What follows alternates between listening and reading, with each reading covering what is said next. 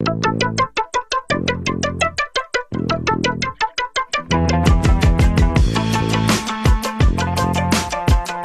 has been a minute, but it is great to be back. Donovan Bailey Running Things, Jason Portuondo, alongside my brethren, the living legend himself, and in a new location. Are you on vacation or something? Yeah, something like that. I'm up north, Jason. I'm up north. That's all you need to know. I'm Wow. north of where I'm at. I like it. It looks like a palatial estate. Very, very nicely done. Been a couple weeks, since I've seen you. So it's good to be back together doing the podcast. And I realize it's summertime. You're busy doing your thing, engagements, and all that fun stuff. Absolutely. It is definitely the busiest time of year. But we got to take time to find out what's happening and running things. We have to find out what's out there and bring it to the people. Yes, well, let's do exactly that. Coming up on this edition of the show, Oblique Seville wins his Poland debut. Melissa Jefferson hands Julian Alfred that first loss of 2026. Shericka suffers another setback. We'll talk about that. The Americans dominated the U20 World Championships. Donovan will detail, debate, discuss, decipher. And we have proof, DB, that Sam Blaskowski is a loyal listener to this podcast. We got proof. Really? What are you going to tell me? What are you going to tell me? No. We're going to explain inside the anchor leg. No leg. So we'll get to that in a bit, but let's begin at the top, like we always do. Race of the week, courtesy of our great friends at BioPods. Check them out, biopods.com. Every chance to empower your every step. What a race this was. What a finish. Let's get to it. Great start from Seville. Also going well is Benarek and Seville moving away. Also going nicely is Ronnie Baker on the inside, but Seville's going to get this. Seville looking across, 983. What a race, DB. Everybody in the field sub 10 for the first time ever at Silesia. Oblique Seville, is he now at the top of your 100-meter list after this win? Well, Seville, Oblique has always been at the top. I mean, I'm a huge supporter of him. I understand the program that he's in. Remember that he's now he's now the prodigy under we'll say Glenn as Usain Bolt's coach, right?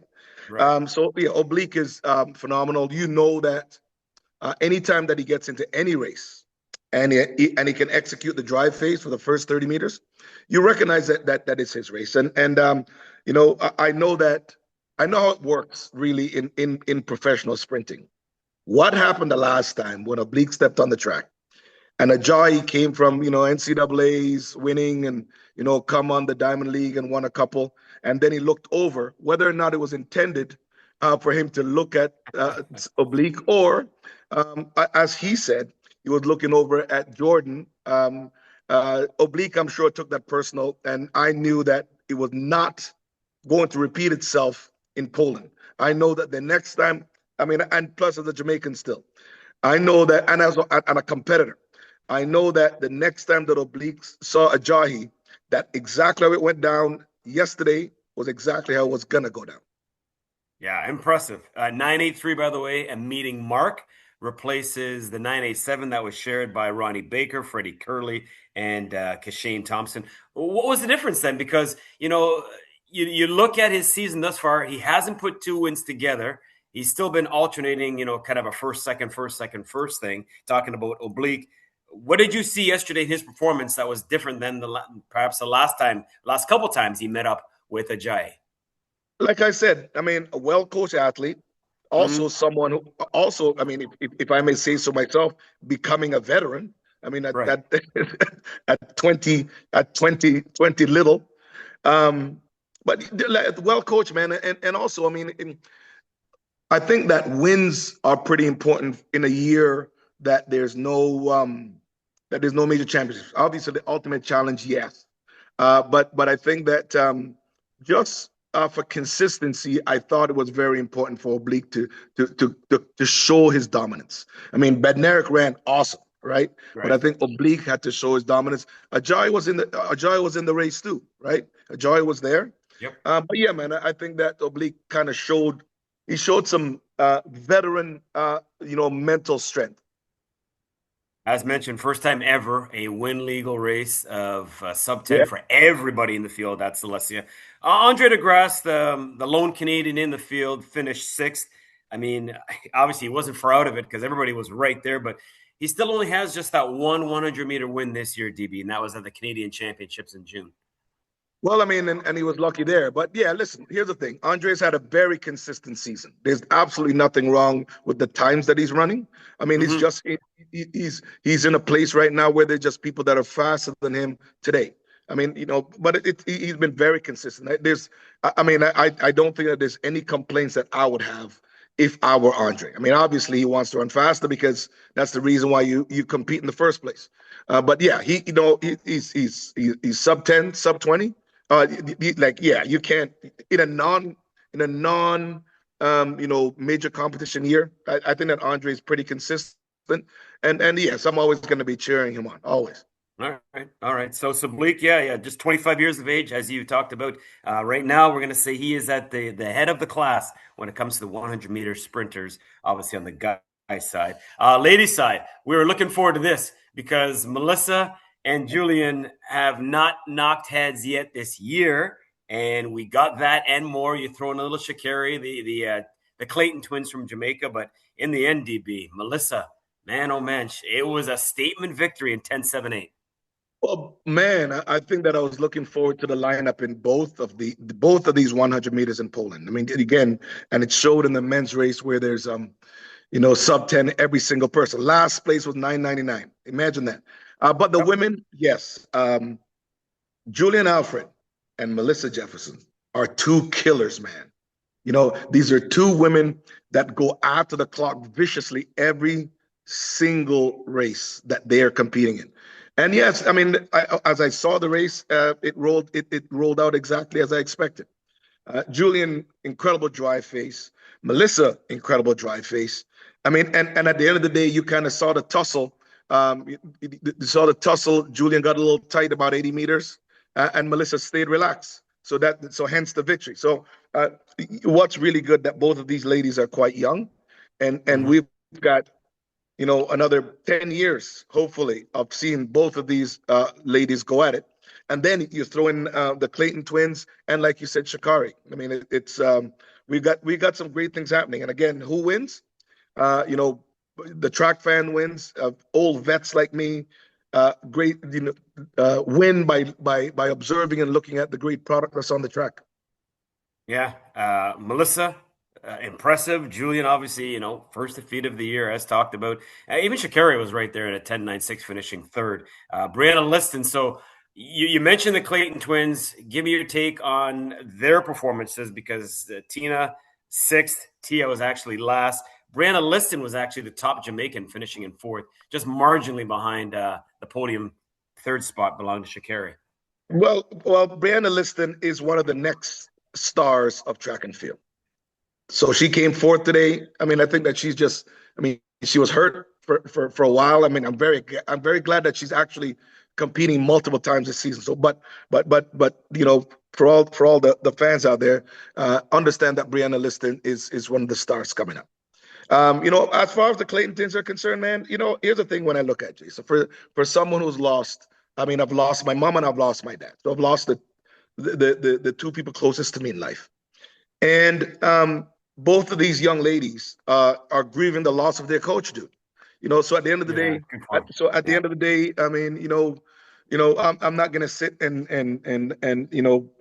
even debate about what a performance might be. Both of them look out of sorts, right? Obviously, you have to compete, and you have to, it's like going back to work. You have to go back to work. A sluggish day at the office. That's all it was, But at the end of the day, man, I mean, it shows a lot about how important Frano was to his athletes, and clearly the athletes are trying to kind of now gather themselves and continue to move on after his passing. Yeah, great point, DB, because, it's been a little bit of a struggle for the Jamaican runners. We're going to talk about Lausanne next. I don't think a Jamaican touched the podium at that event. So it was good for Oblique to try to, just pick up the squad. The 200 meters in Lausanne, speaking of which, not disrespecting Kayla White, who was the winner, but the biggest story to come out of that was Shericka Jackson, and it was for all the wrong reasons. She pulled up, did not finish the race in her 200-meter event. Another injury. We've seen a lot, unfortunately, in terms of this over the last few seasons for her. Well, congratulations to Kayla White. I mean, she's been at it. Right. So I think that Kayla knows that this certainly is not a disrespect, because we're talking about, the fastest woman, the second fastest woman in the history of the 200 meters, in Shericka Jackson. Congratulations to Kayla. But I mean, it's funny. Shericka ran an incredible first corner. But I think that if you watch her foot placement coming off the turn, it just seems that it was in a really weird place. And I remember, I injured my Achilles just because my foot placement was in a weird place, and so it looked that way. And I hope to God it's not a tendon thing. I hope for me, I hope it's a cramp. I don't exactly know. Or maybe you might find out after this exactly what the injury is. But yeah, I hope it's just a cramp. But I mean, she had just really weird foot placement coming off the corner. But she ran a very hard turn, because I think that she expected to go in there and I mean, she looked like she was on 21.5 pace. You know what I mean? Like, I'm just talking about just how hard she came out of the hole, and the fact is, I think that Shericka really wanted this race. So man, I hope the injury is. I hope it's not an injury. I hope it's a cramp. But yes, I can look at her foot placement coming off the corner, coming into the turn and off the corner, seemed very weird to me. Yeah, multiple reports, depending on which outlet you decide to follow.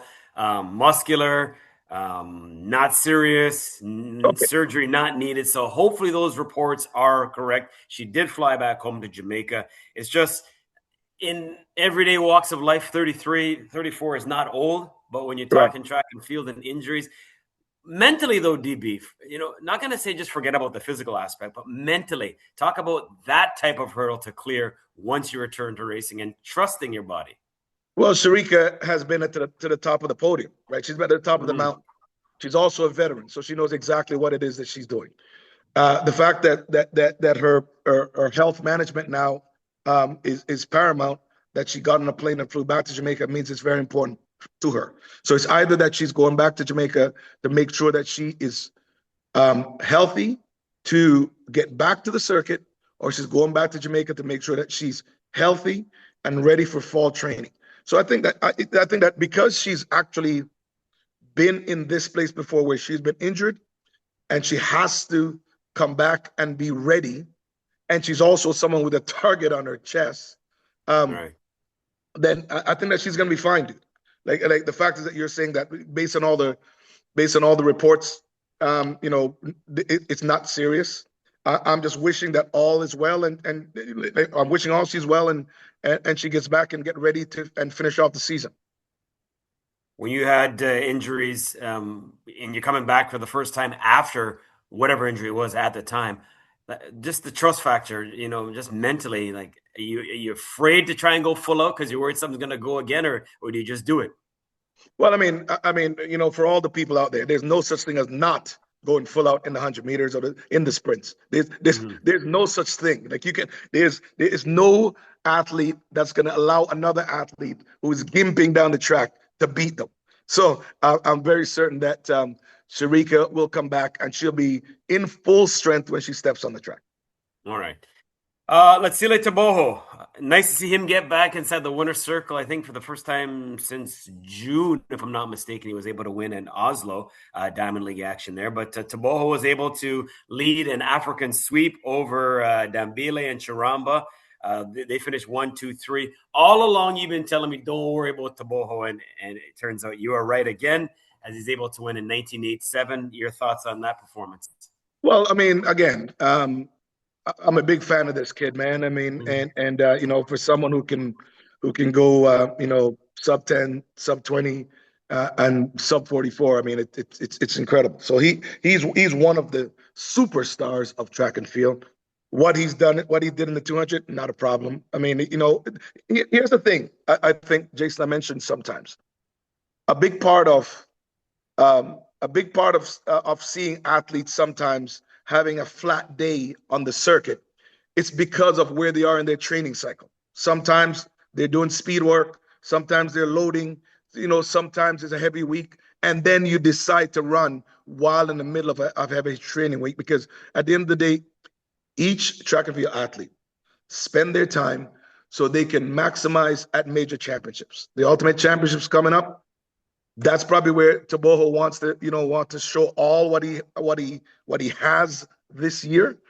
So yeah, I mean, there's times that athletes are flat, and so that's how I look at it. He's someone also. He started the year running the mile relay in Botswana. So I mean, so yeah, and also you've got someone training a lot of power, speed, and doing speed endurance all at the same time. Africans 1, 2, 3 showing up the colors there. They're definitely here in Lausanne. Yeah, they are here 100%. We are here. Donovan Bailey Running Things, Jason Portuondo alongside Mr. Bailey himself. Please continue to share, follow, download, like, subscribe with this podcast. It's been a couple weeks, DB, that we were on hiatus, so we got to back things up to the U20 World Championships. And going in, all the talk, or a lot of the talk anyways, was about, Shania Douglas, Gary Card on the Jamaican side, getting ready to just blow things up in the 1 and the 2. But in the end, DB, the Americans on their soil stole the show. Tate Taylor sweeping, and Mia Maxwell, the other twin towers, if you will. And we know about the Claytons. The Americans have the Maxwells. Mia Maxwell able to win both the 1 and the 2 on the women's side. Well, I mean, funny enough, it's the very first U20 championships that I waited and I watched. So, I mean, I'm just saying to you, I'm a huge fan of Gary Card, as I am of Shania Douglas, right? And so I want to see the battle between Gary and Tate. And we got what we wanted. I mean, Tate is, I mean, well, I'll speak about Tate first. So first of all, Tate's apparently going to University of Texas, El Paso, I think, or Texas Tech next year. One of the Texas universities. This kid is a pro, dude. I don't know what. I mean, maybe it's some really good NIL money, but I'm just saying Tate Taylor's a pro. Tate Taylor shows up and dropping licks on the pros, right? I mean, he defended home turf, which is exactly what you're supposed to do, right? 1, 2, and the relay. You know what I mean? Like you don't. Right. There's not. I mean, there's not many people in the history of the world that three-peats ever. I mean, at major championships where you're having people as good as you and at times better than you doing. So Tate, I don't know what you're doing, kid, but you've got an incredible future ahead of you. Congratulations on it, on the wins. Incredible.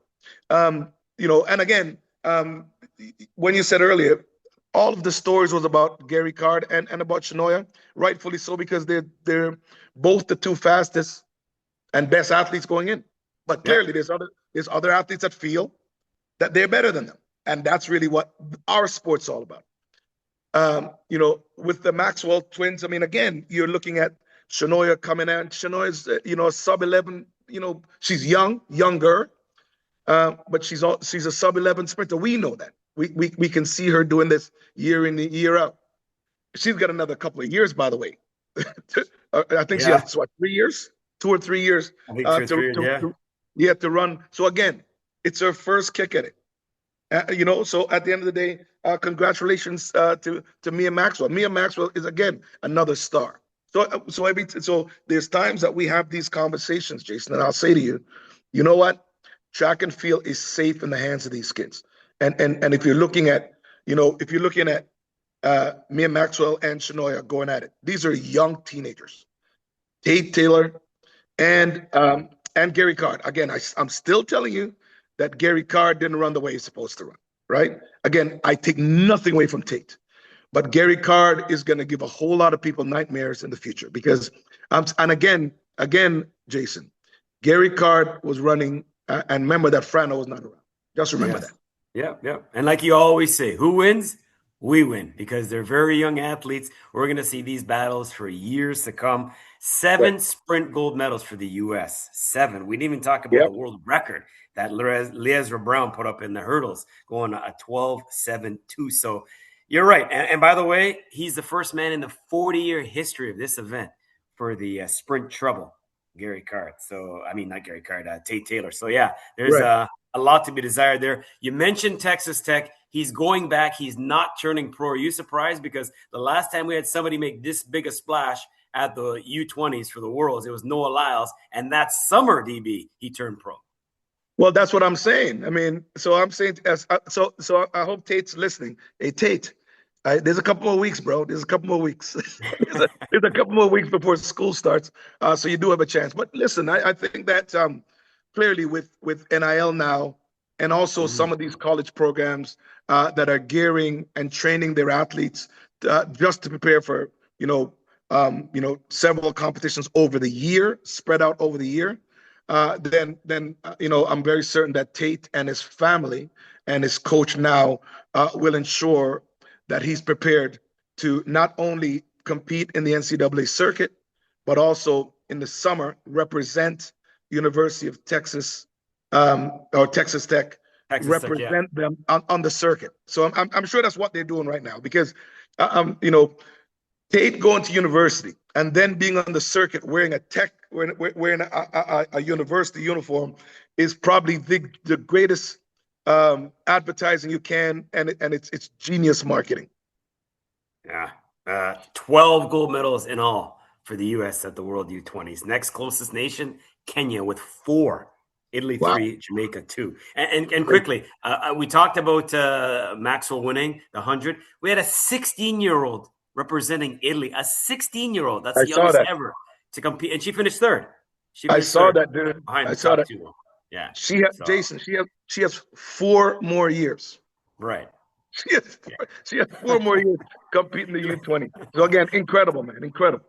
Yeah, you like the way I did the math there for you? I said she finished third behind the top 2. Anyways, whatever. Thanks, buddy. There you go. I got you, man. I got you. All right. What's next? Anchor leg. Let's run that right now. A clean exchange with Donovan Bailey is pouring it on.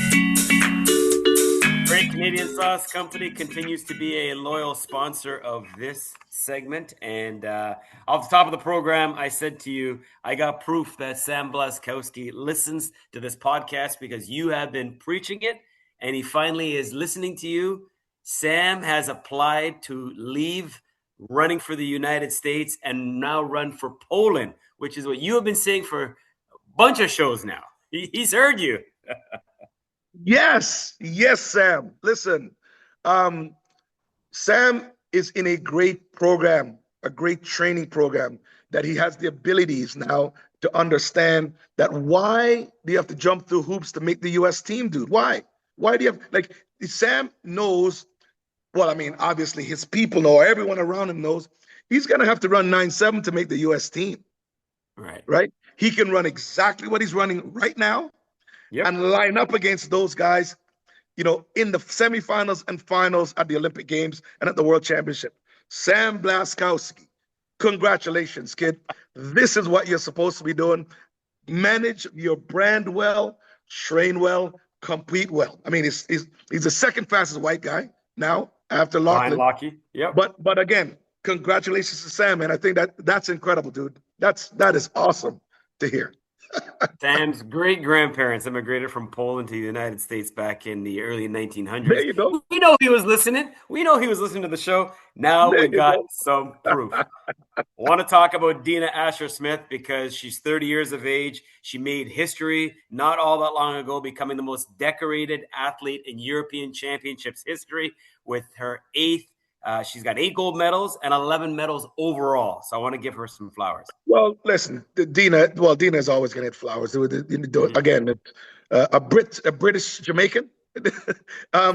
Dina has been, it shows longevity, perseverance, consistency. That's what it shows. I mean, and at 30, she's still quite young because she's never had a major injury. And so my expectations is that she's going to be at Worlds next year.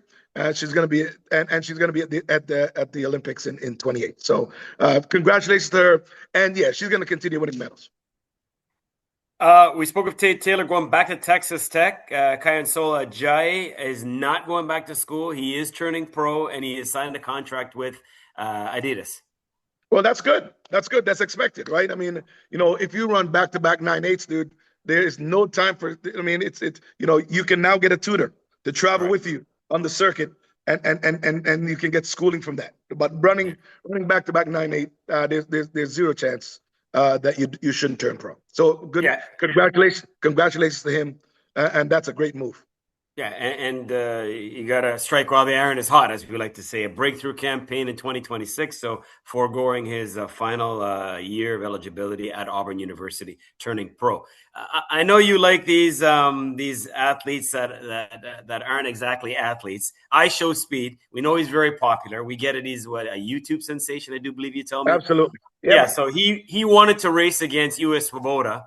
And Eva Swoboda said she's a Polish runner. They're supposed to have a 100-meter dash. It was supposed to happen, but now Swoboda has backed out, saying that she doesn't want to, it's kind of diminish or degrade her sport by doing this type of gimmicky event. Your thoughts? Well, listen. First of all, Eva is a great sprinter, man. The little runner from Poland. Absolutely. Yeah. She, European indoor champion. I think she's European indoor champion. Yeah. Listen. Here's the thing. She's correct in a couple of ways. I think that, I Show Speed is great. If I know that he was playing around with Noah in practice, but he was like, she doesn't need to run against a guy, and she doesn't need to run against a YouTube sensation, right? I think that both belong in their lanes. Iwa ran a great race yesterday in her home country against the top sprinters like her, right? And so for me, great decision. I mean, I tell you what, the fact that I Show Speed loves track and field and want to race against people is a great thing for track and field.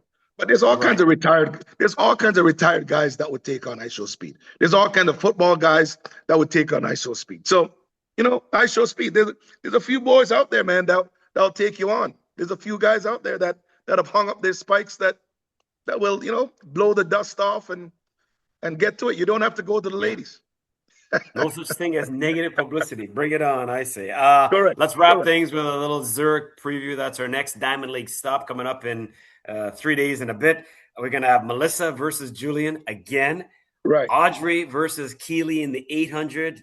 Marco Ropp and Emmanuel Wanyonyi in the 800.